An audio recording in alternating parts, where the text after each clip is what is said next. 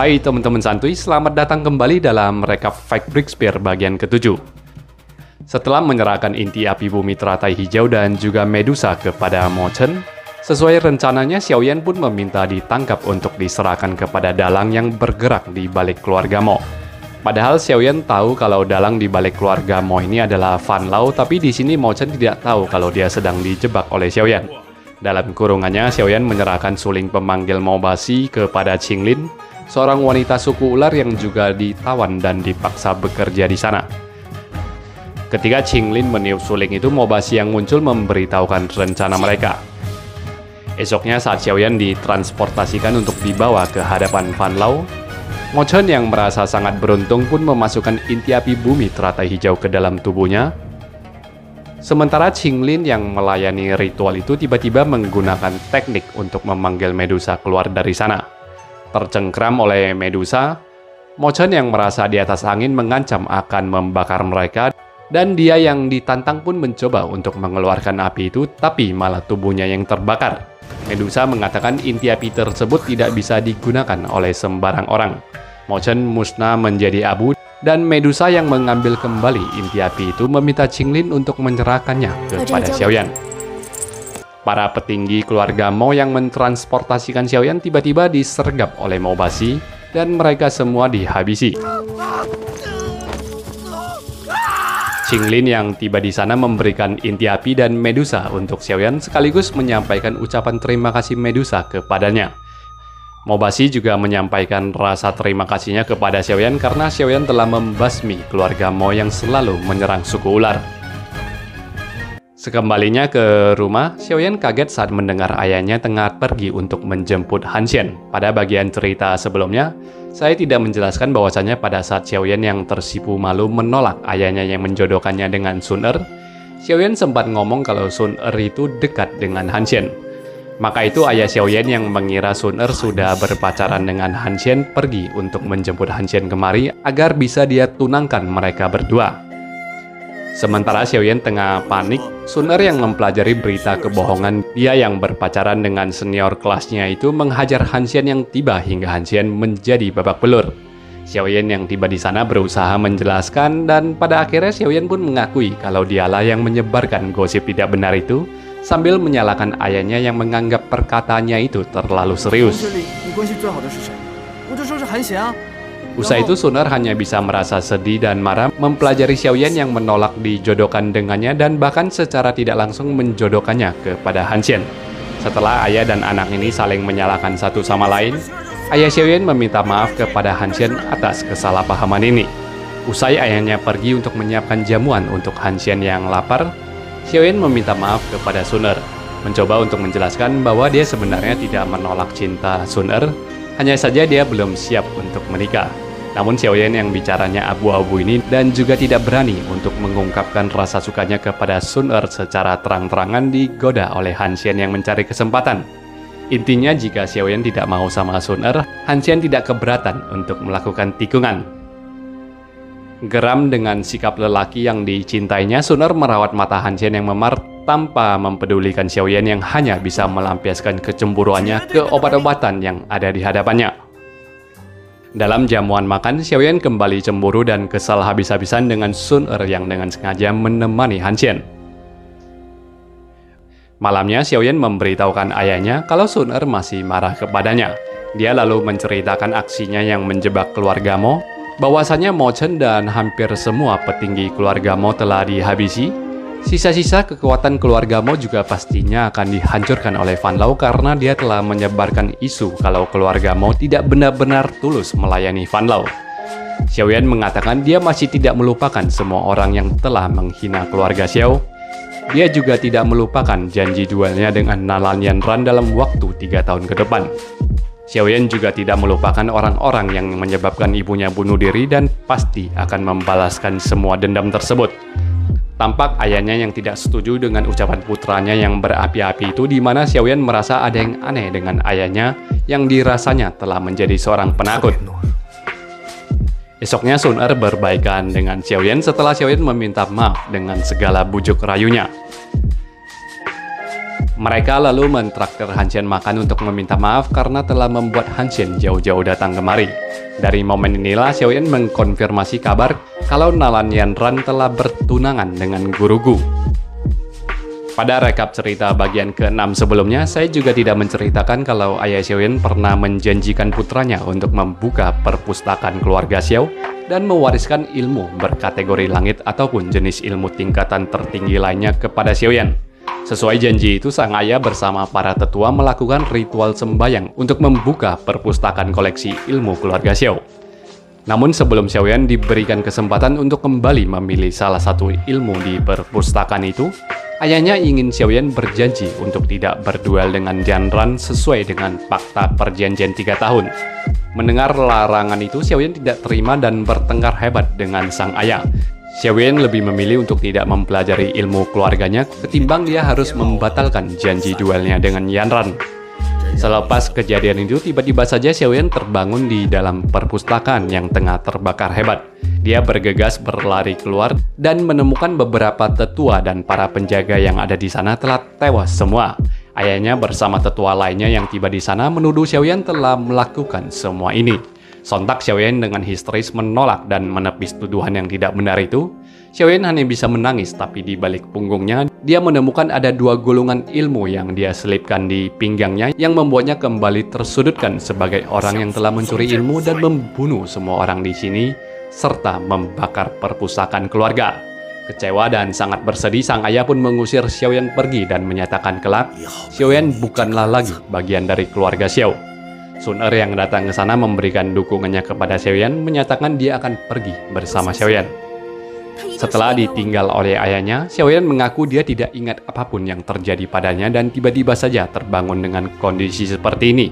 Sun Er hanya bisa menghiburnya, menyatakan dia akan selalu percaya kepada kakak Xiaoyan. Dalam kesedihannya itu, Xiaoyan melihat semua ilmu di dalam perpustakaan itu habis terbakar oleh si jago merah. Tenggelam dalam kesedihannya karena disalah sangkain oleh ayahnya sendiri, Xiaoyan mengadu nasibnya kepada Yao Chen yang tidak terlalu mempedulikannya. Yao Chen mengatakan nasibnya yang terjebak di cincin ini jauh lebih malang ketimbang Xiaoyan yang sekarang menjadi tunawisma. Sun Er kemudian mengajak Xiaoyan untuk pergi ke daerah gurun perbatasan. Kata Sun Er, dulunya ayah Xiaoyan pernah memberitahukan bahwa jika suatu hari mereka tidak memiliki tempat pelarian, maka bisa menuju ke gurun tersebut. Xiaoyan lalu memberitahu kalau tentara keluarga Xiao di gurun tersebut dipimpin oleh 2 kakak sepupunya yang sudah sangat lama tidak dia jumpai. Pada akhirnya kedua orang ini tiba di gurun di antara perbatasan kerajaan Qiamat dan kerajaan Chuyun. Xiaoyan disambut gembira oleh kedua kakak sepupunya. Yang rambutnya agak bergelombang ini kakak pertama bernama Xiao Ting, sebelahnya adalah kakak kedua bernama Xiao Li. Tentunya kedua kakak ini telah mendengar berita Xiaoyan yang diusir dari keluarga Xiao karena telah membunuh orang-orang keluarga Xiao dan juga membakar perpustakaan ilmu keluarga Xiao. Namun kedua kakaknya ini tidak percaya dengan kabar itu dan tetap menyambut baik Xiaoyan di sana. Xiaoyan dan Sun Er lalu diajak ke markas keluarga Xiao. Di sana kakak pertama Xiao Ting memperkenalkan Xiaoyan sebagai adik ketiganya di hadapan semua anak buahnya. Sun Er juga diperkenalkan sebagai adik ipar bagi keluarga besar Xiao yang ada di gurun ini.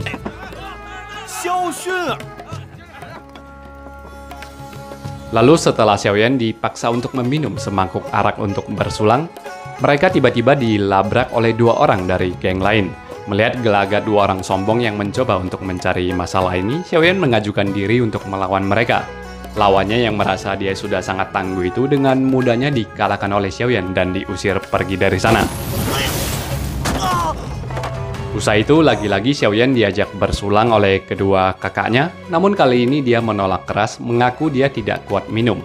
Melihat Sun Er yang ingin mewakilinya minum, Xiaoyan segera menenggak habis arak itu. Dia tersenyum dan langsung roboh tak sadarkan diri. Dalam kondisi Xiaoyan yang tak menyadarkan diri ini, keluarga Xiao yang tengah melakukan misi pengiriman barang kembali dicegat oleh geng rival mereka yang ingin membalas dendam. Xiao Li yang maju cukup kaget saat mendapati 2 lawan yang mengeroyoknya itu adalah prajurit dari Sekte Yinlan.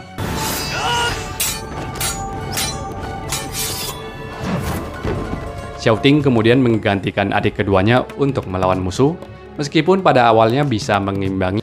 Lama-kelamaan Xiao Ting cukup kewalahan. Beruntungnya Xiaoyan yang tersadar segera menginterupsi dan mengalahkan musuh-musuh mereka. Salah seorang dari musuh itu menghina Xiaoyan sebagai pengkhianat keluarga. Rupanya aksi Xiaoyan yang membunuh orang dan membakar perpustakaan keluarga telah diumumkan ayahnya ke seluruh penjuru dunia, di mana Xiaoyan sudah tidak dianggap sebagai bagian dari keluarga Xiao. Malamnya, Xiaoyan hanya bisa meratapi nasib malangnya mendapati dirinya dan mendiang ibunya yang juga dituduh sebagai pengkhianat. Xiaoting menghampiri dan mencoba untuk menghiburnya. Bagaimanapun juga hidup harus tetap berjalan. Singkat ceritanya, misi pengiriman barang mereka tiba ke area kekuasaan suku ular yang kurang bersahabat dan mereka biasanya harus mengambil jalan memutar agar tidak diserang oleh suku ular. Tapi karena Xiaoyan ikut di sana dan mempelajari hal tersebut, dia masuk ke area suku ular dan menyapa Qinglin yang berjaga di sana. Tak lama Mobaxi pun muncul menghadap penuh hormat kepadanya. Xiaoyan memperkenalkan kedua kakaknya dan meminta izin untuk melintas. Tentu saja Mobaxi pun memberikan akses penuh melintas kepada Xiaoyan yang telah menjadi penyelamat suku mereka. Beberapa saat tinggal di gurun, Xiaoting memberitahukan Xiaoyan soal klan Gu yang tengah menghadapi konflik internal. Pertikaian internal ini mungkin akan membuat Sun Er yang berasal dari klan Gu ini untuk pulang ke rumah. Dia menjelaskan klan Gu ini juga sering disebut sebagai klan naga atau keluarga naga yang tinggal di Pulau Naga. Nah, klan Gu ini memiliki 4 kelompok yang tinggal di 4 pulau yang terpisah. Mereka juga memiliki ibu klan yang disebut dengan Ibu Naga. Dikarenakan Ibu Naga dari kelompok keluarga Sun Er tengah menghilang, maka 3 kelompok lainnya kini tengah menyerang kelompok keluarganya Sun Er. Esoknya benar saja Kuyan, ayah dari Sun Er, datang ke gurun untuk mengunjungi putrinya dan Xiaoyan. Terlihat Sun Er yang menatap benci ke ayahnya dan langsung pergi dari sana. Kuyan sangat senang keponakannya ini kini telah tumbuh dewasa, di mana dia sempat mengatakan Xiaoyan sangat mirip dengan mendiang adiknya.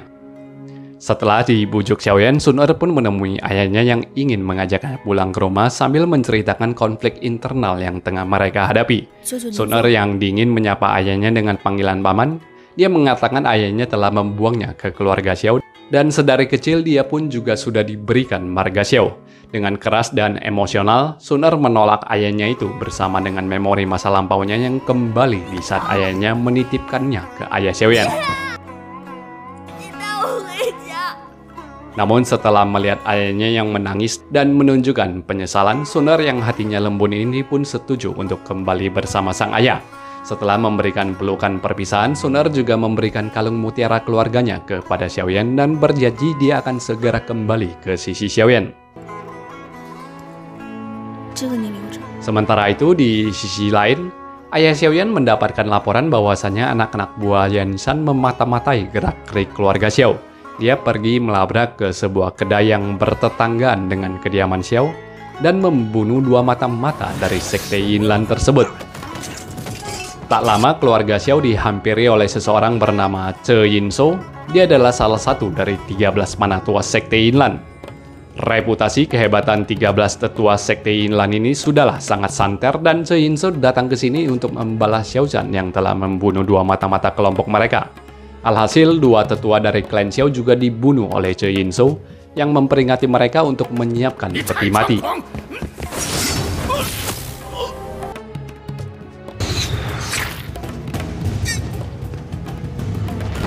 Kembali ke sisi Xiaoyan, dia diajak 2 kakaknya untuk masuk ke sebuah ruangan rahasia pada markas mereka yang ada di gurun. Terlihat altar leluhur keluarga Xiao terkumpul di sana, dan Xiaoyan diberitahukan bahwa di depan altar ini ada sebuah pintu rahasia yang perlu Xiaoyan masuki dan selami rahasia yang terkandung di dalamnya. Masuk ke dalamnya, Xiaoyan pun menemukan semua kitab maupun gulungan ilmu keluarga Xiao yang tengah terpajang dengan rapi di sana. Artinya apa yang dialami Xiaoyan saat dituduh telah membunuh dan juga membakar perpustakaan keluarga Xiao adalah sebuah skema yang dimana bisa dibilang skema ini dibuat oleh ayah Xiaoyan sendiri. Ayah Xiaoyan sengaja untuk memfitnah dan mengusir putranya dari keluarga Xiao, supaya nyawa Xiaoyan bisa aman dari ancaman banyaknya musuh yang dihadapi oleh keluarga Xiao. Sayangnya sampai sekarang Xiaoyan belum sadar akan hal ini, malah dia tengah kegirangan mengumpulkan semua ilmu-ilmu dan melemparinya masuk ke dalam dimensi cincin. Sementara Yao Chen hanya bisa pusing melihat banyaknya gulungan ilmu yang Xiaoyan kumpulkan itu. Lewat Yao Chen lah, Xiaoyan kemudian mulai mencurigai kalau ayahnya telah membuat skema membakar habis semua koleksi ilmu keluarga Xiao dan mengumumkannya kepada seluruh dunia. Padahal semua ilmu keluarga Xiao ini masih tersimpan di sini dan menunggu untuk Xiaoyan pelajari. Sementara itu di sisi lainnya, Xiao Chen mendapati sebagian prajuritnya yang mulai tewas dibantai oleh 13 tetua sekte Yinlan. Menanggapi hal itu, Xiaoyan meminta semua anggota keluarga Xiao, baik itu prajurit, petinggi, senior maupun junior, agar mereka semua melepaskan jubah keluarga Xiao dan pergi dari sini untuk menyelamatkan nyawa mereka. Xiao Chen ingin mereka semua ini bisa menyelamatkan nyawa masing-masing, dan walau awalnya menolak, mereka semua dipaksa pergi dan tinggallah Xiao Chen yang sendirian di sana. Dia meminum arak sampai mabuk dan datanglah 13 tetua sekte Yinlan. Tetapi Xiao Chen yang sudah siap mati ini tidak mempedulikan kehadiran mereka.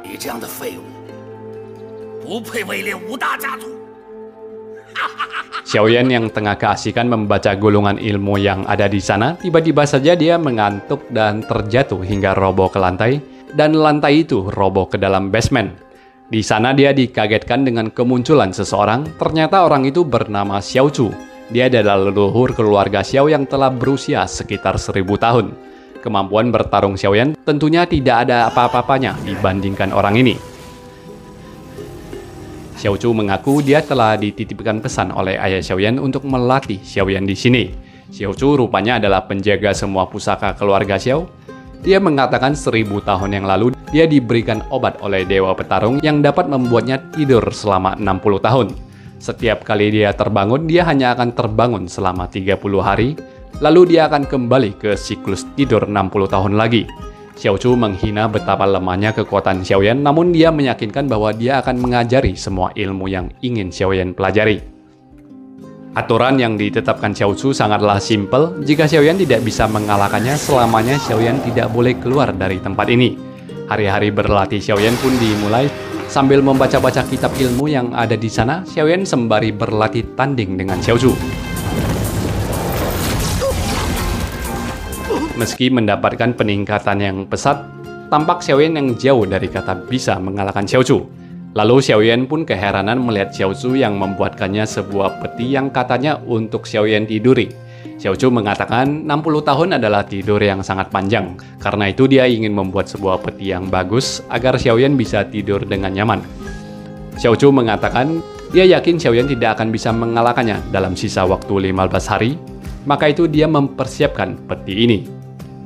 Xiaoyan pun protes mengatakan umur mereka saja sudah berbeda jauh, mustahil dia bisa mengalahkan Xiao Chu, dan jika dia ikutan tidur 60 tahun di sini, maka bisa dipastikan dunia ini akan hancur oleh aula jiwa. Namun Xiao Chu yang tidak mau tahu itu mengatakan percuma saja Xiaoyan keluar dari sini jika Xiaoyan tidak bisa mengalahkannya, maka Xiaoyan juga tidak memiliki harapan untuk menghentikan aksi kejahatan aula jiwa. Pusing dengan hal itu, Xiaoyan mencoba mengadu kepada Yao Chen, mengajak Yao Chen menggabungkan chi mereka untuk mengalahkan Xiao Chu, tapi Yao Chen bilang hal itu adalah sia-sia saja. Menemui kebuntuan, kedua orang ini pun bercanda seperti anak kecil. Dalam candaan itu, Yao Chen yang memukul dada Xiaoyan merasakan adanya sesuatu barang. Ternyata itu adalah mutiara naga milik Sun Er yang telah retak. Panatu obat itu menyatakan mutiara naga ini melambangkan kehidupan Sun Er. Mutiara ini tidak bisa dirusak oleh kekuatan luar, artinya pukulannya barusan tidak akan merusak mutiara ini, tetapi ini adalah pertanda nyawa Sun Er yang tengah terancam. Singkat ceritanya, Sun Er yang balik ke Pulau Naga ini tengah melacak keberadaan Ibu Naga ke lembah petir. Dalam perjalanannya mendekati lembah itu, dia dihadang oleh seorang utusan aula jiwa yang membuat ilusi. Nampak Xiaoyan yang membenci Sun Er dalam ilusi tersebut, tapi Sun Er masih bisa tersadar dari pengaruh hipnotis itu, dan dia terus melaju masuk ke dalam lembah yang ada di hadapannya, di mana petir konstan terus menyambar ke sekitaran lembah tersebut. Oke, kita akan lanjutkan ceritanya pada video berikutnya, teman-teman santuy sekalian. Jangan lupa untuk di-like dan terima kasih untuk kalian yang tetap setia mengikuti rekap ini.